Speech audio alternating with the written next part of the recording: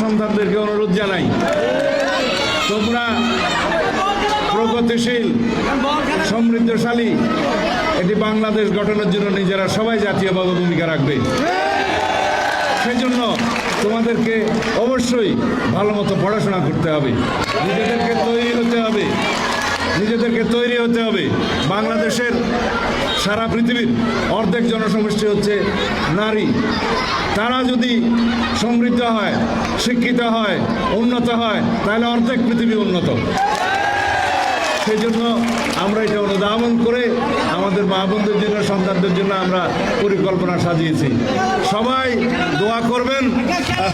আল্লাহর রহমতে আগামী 12 তারিখ বাংলাদেশে ধানের শীষের একটা ভূমিধস বিজয় হবে ইনশাআল্লাহ।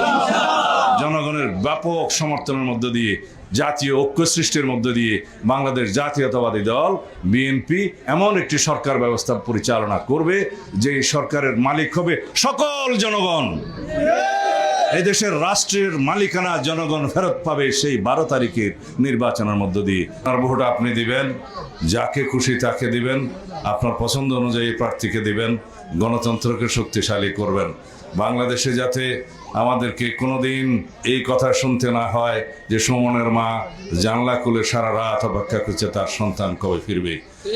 কোনো মাকে যেন তার সন্তান হারানোর বেদনা অনুভব করতে না হয় ভবিষ্যতে।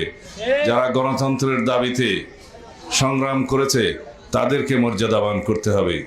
যারা ছাত্র গণ অভ্যুত্থানে 2 চোখের আলো হারিয়েছে, 1 চোখের আলো হারিয়েছে, তার সন্তানদের চোখের মধ্য দিয়ে যেন সেই অন্ধ মানুষ দেখতে পারে যে ভবিষ্যতের গণতন্ত্র শক্তিশালী হয়েছে। বাংলাদেশের মানুষের জন্য আমরা কি পরিকল্পনা করছি, আমাদের কি প্ল্যান আছে, সেটা আমাদের জানানো উচিত। যদি জনগণ মনে করে যে বিএনপির কর্মসূচি, বিএনপির পরিকল্পনা এবং বিএনপির রাষ্ট্র বিনির্মাণের যে সমস্ত চিন্তা ভাবনা, রাষ্ট্রভাবনা, রাষ্ট্রচিন্তা, সেগুলো যদি জনগণ গ্রহণ করে তাহলে বিএনপিকে জনগণ ভোট দিবে। এটাই হওয়া উচিত। যদি অন্য কোনো দলের কোনো পরিকল্পনা থাকে দেশবাসীর জন্য, তারা সেটা প্রকাশ করবে। যদি তাদের সেটা ভালো লাগে তাহলে তাদেরকে জনগণ সমর্থন করবে। এটাই গণতন্ত্রের নিয়ম এবং গণতন্ত্রের সৌন্দর্য।